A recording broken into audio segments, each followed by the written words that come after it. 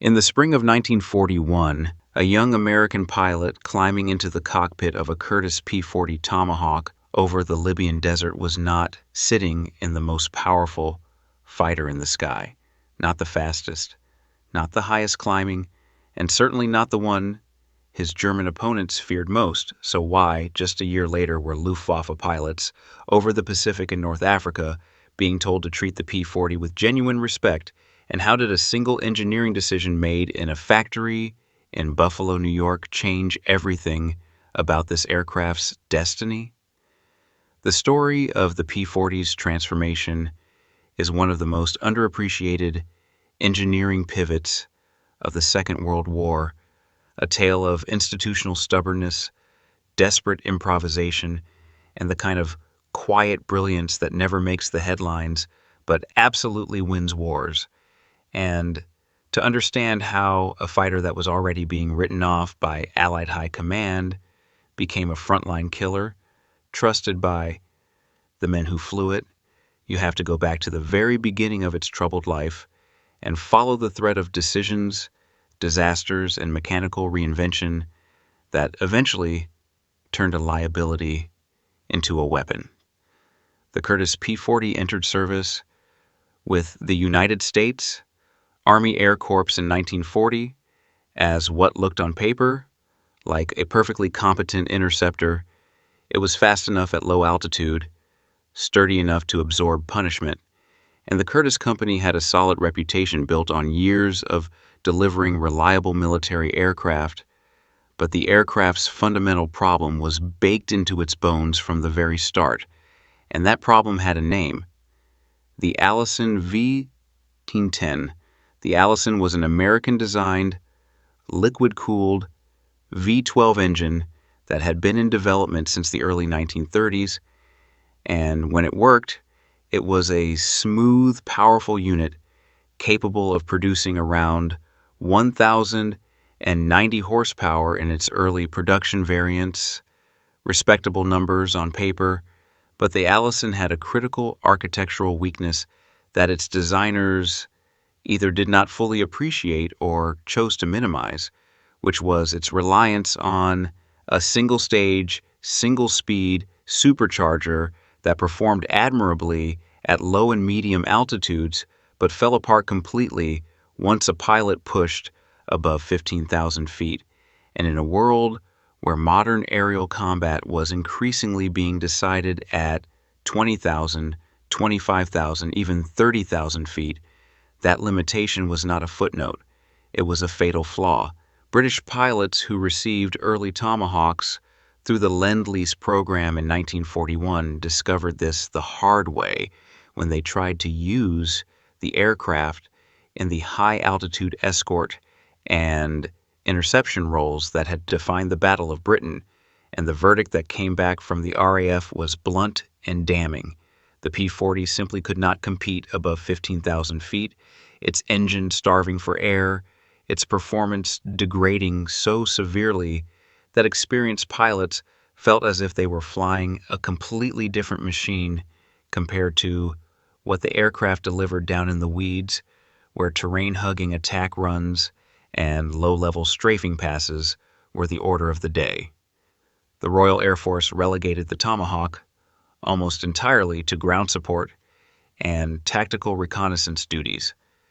a polite institutional way of saying the aircraft had failed its audition as a fighter. And American military planners watching this assessment roll in from the desert were deeply uncomfortable, because the P-40 was not some experimental prototype quietly shunted aside. It was in full production at Curtiss's Buffalo plant at a rate that made it numerically the most important American fighter in the world in 1941, with hundreds already delivered and hundreds more on order. And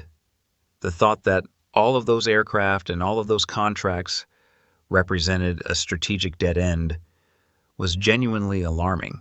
What almost nobody talks about when they tell the P-40's story is what happened inside Curtiss-Wright's engineering department and inside the Army Air Corps procurement offices during the second half of 1941, because the real transformation of the P-40 did not begin with a heroic test flight or a dramatic battlefield revelation. It began with a technical argument about supercharger architecture and a decision to essentially graft a different mechanical heart into the body of an existing aircraft,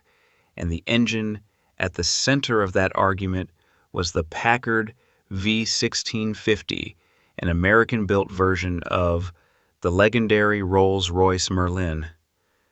the Merlin Engine.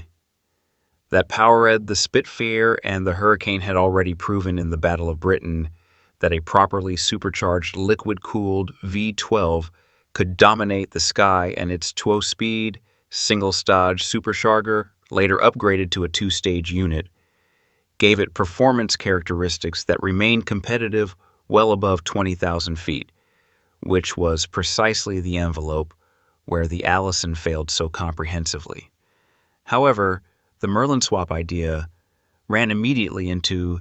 the grinding reality of wartime production logistics, because the Packard plant in Detroit was already struggling to meet British Spitfire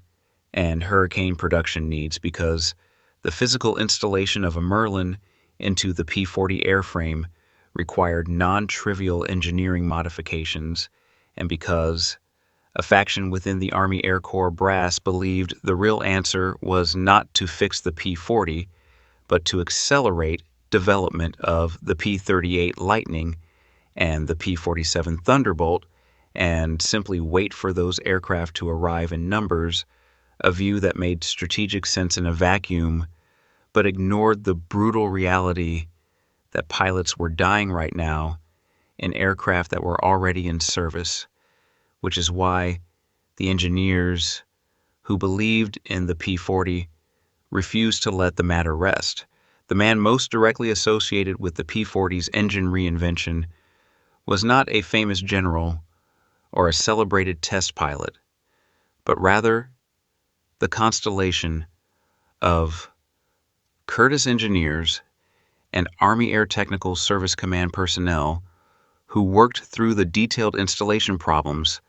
that a Merlin swap demanded, and while the full Merlin conversion would eventually result in the P-40F and P-40L variants, the first critical step in the P-40's rehabilitation came not from a wholesale engine change, but from a significant upgrade to the Allison itself, specifically the introduction of the V1710-39 and later -73 variants that incorporated improved supercharger gearing and could sustain meaningful power output at altitudes closer to 18,000 feet. But it was the P-40F that represented the true watershed moment, the variant where Curtiss engineers pulled the Allison out entirely and dropped a Packard-built Merlin V1 650-1 into its place, and the results, as the test pilots who flew the first examples reported, were nothing short of startling. Lieutenant Colonel Marion Cooper, who was deeply involved in Air Corps planning for the China-Burma-India theater, described the shift in P-40 performance once the Merlin installation was running cleanly as the difference between a cart horse and a thoroughbred, a characterization that was emotionally evocative, but also, by the cold mathematics of measured performance data, quite close to accurate. The P-40F climbed faster than any previous P-40 variant. It sustained its performance at altitudes that had previously turned the Allison-powered versions into struggling, underpowered targets, and its roll rate, which had always been one of the Tomahawk's genuine strengths, remained excellent, giving pilots a fighter that could now compete in the vertical plane while retaining the horizontal agility that had made the P-40 survivable in the hands of a clever pilot, even against superior opponents. In North Africa, where the P-40F began arriving with the United States Army Air Force's 57th Fighter Group in the summer of 1942, the aircraft met the Luftwaffe's Messerschmitt Bf 109F in conditions that finally allowed American pilots to test the new variant against a serious adversary, and what those pilots discovered fundamentally contradicted the conventional narrative that had been building around the P-40 since 1940, which was the story of a plodding, altitude-limited second-rate fighter condemned to spend the war doing the jobs that better aircraft wouldn't touch. Lieutenant Lyman Middleditch, flying with the 57th over the Western Desert, recorded in his after-action notes that the Merlin-powered P-40 felt like a genuine fighting machine rather than a survival exercise, that he could choose when to engage and when to disengage in a way that the older Allison variants never permitted, and that the aircraft's structural toughness, which had always been considerable, with the P-40 capable of absorbing damage that would have destroyed a more refined but more fragile design, now combined with real performance to produce something genuinely dangerous in the right hands. The German side of this story is equally fascinating and considerably less documented in popular histories, because Luftwaffe pilots over North Africa were not uniformly dismissive of the P-40, even in its early Allison-powered forms. And the testimony of pilots like Hans-Joachim Marseille, the German ace who shot down an extraordinary number of Allied aircraft over the desert, and who studied his opponents with the methodical attention of a scientist, reveals a nuanced picture that complicates the simple narrative of P-40 inferiority. Marseille, whose remarkable gunnery skills and energy management made him lethal against virtually any opponent, noted that the P-40 pilots he encountered were increasingly learning to use the aircraft's strengths rather than fighting against its weaknesses, which meant refusing high-altitude turning engagements where the Bf-109 held every advantage, and instead forcing combat down to the deck, where the P-40's sturdiness and low-altitude power gave it a fighting chance. And while Marseille himself was rarely troubled by any Allied fighter regardless of type, the broader Luftwaffe assessment of the P-40 was shifting by mid-1942 towards something that pilots describe as cautious respect rather than casual dismissal. When the P-40F began appearing in numbers, several German pilots who survived encounters with the new variant and managed to get intelligence back to their Staffeln reported that the aircraft's altitude performance had improved enough to complicate the standard Luftwaffe tactical approach of diving from altitude, making a single firing pass, and climbing back out of trouble, a tactic that had worked reliably against the Allison-powered versions, but which now required more careful planning, because the Merlin-equipped P-40 could follow a climbing German fighter to altitudes where the pursuit remained genuinely dangerous rather than fizzling out into ineffective struggle. In the Pacific, the P-40's story took a different and even more dramatic form, because it was in that theater that the aircraft's reputation, already complicated, became genuinely legendary through the exploits of the American volunteer group, the Flying Tigers, who were flying Allison-powered Tomahawks over Burma and China before the United States was even officially at war, and who developed a tactical doctrine under Claire Chennault that extracted maximum effectiveness from an aircraft that they knew perfectly well could not match the Nakajima Ki-43 Hayabusa or the Mitsubishi A6M-0 in a conventional turning dogfight. Chennault's tactical manual, which drew on his years studying fighter combat theory and which was dismissed by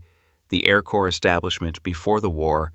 as the eccentric theorizing of a retired officer, was almost perfectly calibrated to the P-40's specific performance profile. It demanded that pilots use altitude and speed for diving attacks, avoid sustained turning engagements with more maneuverable opponents, work in pairs or elements rather than alone, and trust the P-40's structural strength to survive the high-speed pullouts from diving runs that would have torn apart a lighter, more lightly built fighter.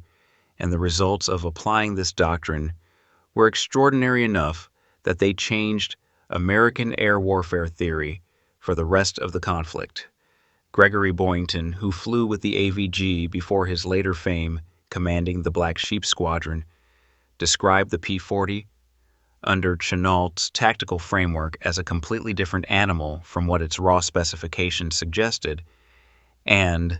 while Boyington was characteristically blunt about the aircraft's limitations, he had no illusions about what happened if you let a Zero get you into a low-speed turning fight. He was equally clear that a P-40 pilot who followed the doctrine and had enough altitude to begin with could hit hard, survive, and get away in a manner that kept the group's kill ratios favorable even against numerically and qualitatively superior opposition. The Japanese pilots who encountered the AVG over Rangoon and Kunming in late 1941 and early 1942 initially held the P-40 in moderate contempt based on pre-war assessments of American fighter capability, assessments that were obliterated by actual combat experience. With remarkable speed, the testimony of surviving Ki-43 and Zero pilots from this period consistently records surprise at the P-40's diving speed and the difficulty of following it in the vertical plane, and several Japanese accounts from Rangoon in December 1941 describe engagements where AVG pilots simply refused to be caught in the fight the Japanese pilots wanted to have, slashing through formations at high speed and disengaging before a turning fight could develop, a tactic that was frustrating precisely because it was effective. What the Merlin swap did for the P-40 in the Pacific context was address the one remaining category where even skilled pilots using Chennault's doctrine found themselves at a disadvantage, which was the medium altitude regime between roughly 15,000 and 20,000 feet where Japanese bombers like to operate, and where the Allison-powered P-40 struggled to intercept them without an enormous and tactically costly altitude advantage setup, the P-40F, and later the P-40N, with its improved Allison V-1710-81, offering substantially better supercharger performance, gave pilots the ability to climb to and maintain combat effectiveness at altitudes where interception of bomber formations became a realistic rather than desperate proposition, and the compounding effect of better altitude performance on top of already refined tactics meant that by 1943, the P-40 was operating as a genuinely capable component of Allied air power, rather than an emergency stopgap measure fielded because nothing better was available. The production story behind the P-40F is itself a lesson in wartime industrial pragmatism that deserves more attention than it typically receives, because the decision to install the Merlin in the P-40 airframe was not a clean or simple engineering triumph. It came with compromises that created their own problems, the most significant of which was that the Merlin V-165301 used in the P-40F was not the same two-stage supercharged Merlin 61 that was simultaneously powering the Spitfire Mark IX to spectacular performance, but rather an earlier single-stage variant that, while considerably better than the Allison at altitude, did not unlock the full potential of the Merlin engine family. And this meant that the P-40F, while genuinely improved over its predecessors, was not the aircraft it might have been if Packard production capacity had allowed the installation of the more advanced engine from the start. The P-40F also introduced a lengthened fuselage compared to earlier variants, adding approximately 20 inches aft of the cockpit to address directional stability problems that had appeared during high-speed flight testing. And while this change improved handling characteristics at the top of the aircraft's speed envelope, it added weight that the Merlin's improved performance could only partially offset, meaning that the P-40F was faster and better at altitude than the Tomahawk or the Kitty Hawk, but not dramatically heavier or more powerful in the simple brute force terms that pilots sometimes valued above all other considerations. The logistical tangle that the Merlin swap created was also considerable. Spare parts for the Allison and spare parts for the Packard-built Merlin were not interchangeable. Supply chains in North Africa and the Pacific were already nightmarishly complicated, and the coexistence of two different engine variants in what was nominally the same aircraft type created maintenance headaches that ground crews cursed with considerable creativity and technical ingenuity, with crew chiefs in the 57th Fighter Group in North Africa described by squadron historians as developing a level of Merlin expertise that was impressive for men who had been trained primarily on the Allison and who were working in desert conditions that destroyed precision machinery with ruthless efficiency. The P-40L, which followed the P-40F in production, represented an attempt to address the weight problem by stripping non-essential equipment and reducing internal fuel capacity to create a lighter, higher-performing interceptor variant. And while the L model did achieve better climb rates than its predecessors, the reduction in fuel load limited range in a theater. The Pacific, where range was frequently the difference between reaching a target and falling short over open ocean, which is why many P-40L aircraft in service had their stripped equipment reinstalled by field maintenance crews who valued endurance over optimal rate of climb, a telling illustration of how theoretical performance on a test card and practical operational requirements in combat often diverge dramatically. The aircraft that arguably represented the fullest realization of what the P-40 could be was not the Merlin-powered F or L variants, but rather the P-40N, which returned to an improved Allison engine, the V1710-81 or -99, producing up to 1,360 horsepower in war emergency power settings, but incorporated all of the lessons learned from the weight reduction program, featuring a lightweight structure, a bubble canopy on later production, examples that dramatically improved pilot visibility, 4 rather than 6 wing-mounted machine guns to reduce weight, and a further refined airframe that brought the P-40 to its competitive peak in terms of the balance between performance and practical usability in the conditions pilots actually faced in combat. Chinese pilots flying P-40Ns with the Chinese-American Composite Wing in 1944 reported performance that they found genuinely competitive against the Japanese fighters they encountered in the later stages of the China campaign, a remarkable testament to how far the basic design had traveled from the struggling altitude-limited machine that RAF pilots had written off over the Western Desert in 1941, and the margin of improvement represented not just by the engine changes, but by the accumulated refinements in pilot tactics, ground crew knowledge, and operational doctrine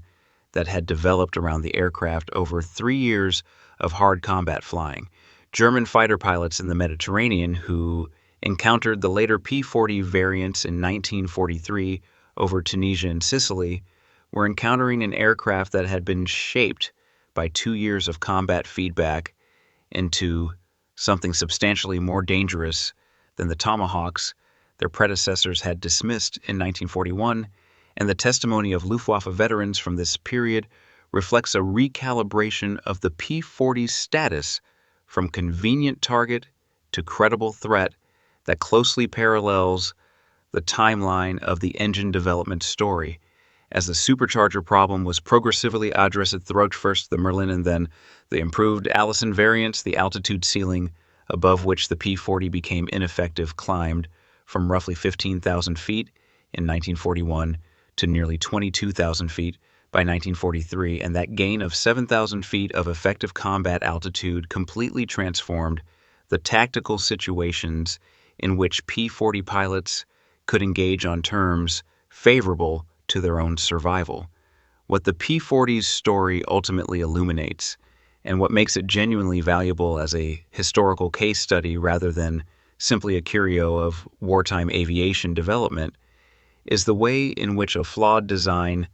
combined with tactical innovation, iterative engineering improvement, and the hard-won expertise of the men who flew and maintained the aircraft could produce operational effectiveness that the raw specification sheets would never have predicted. And the engine change at the center of this story, the decision to fit the Merlin into the P-40F airframe, despite the logistical complications, the production disruption, and the engineering compromises it required, was the single most consequential technical intervention in the aircraft's service life precisely because it demonstrated that the P-40's problems were not fundamental to the airframe but were concentrated in the power plant, and that the airframe itself, once given an engine with a properly designed high-altitude supercharger, had enough inherent quality to compete in a war that was being fought at altitudes the original designers had never seriously planned for. The pilots who flew the P-40 across its full production life, from the early Allison-powered Tomahawks over the Libyan desert to the lightened P-40Ns over China in 1944, were not flying the same aircraft in any meaningful sense, despite sharing the same basic fuselage design, and the men among them who survived long enough to experience the evolution firsthand understood that the transformation they had witnessed was something rare in wartime engineering, a decision made not to replace a failing design with something new, but to understand precisely why it was failing and fix that specific problem, leaving intact everything about the aircraft that was genuinely good, while eliminating the single architectural flaw that had been dragging it toward obsolescence. And the result was an aircraft that outlived the careers of nearly every pilot who flew it in its early, troubled form, and that contributed meaningfully to Allied victory in theaters ranging from the Western Desert to the skies over Kunming, a record of service that no one who watched those first RAF assessments come back from Libya in 1941 would have considered remotely possible. The lesson that the P-40's engine transformation teaches is not really about the Merlin or the Allison or the precise horsepower figures at 20,000 feet. Those are the technical details that make the story interesting to engineers and aviation historians, but about the broader principle that potential and performance are not the same thing, and that the gap between them can sometimes be closed, not by discarding what exists and starting over, but by asking with genuine precision what is actually broken, and then fixing exactly that thing, a principle that the engineers at Curtiss-Wright and the mechanics of the Army Air Force's technical services applied to the P-40 with enough skill and stubbornness to turn a fighter that had been written off by some of the best military minds of its generation into an aircraft that its pilots and, crucially, its enemies learned to take seriously in the one arena where that judgment ultimately mattered, which was the contested airspace above every battlefield where Allied ground troops looked up and needed to know that something capable was flying cover overhead.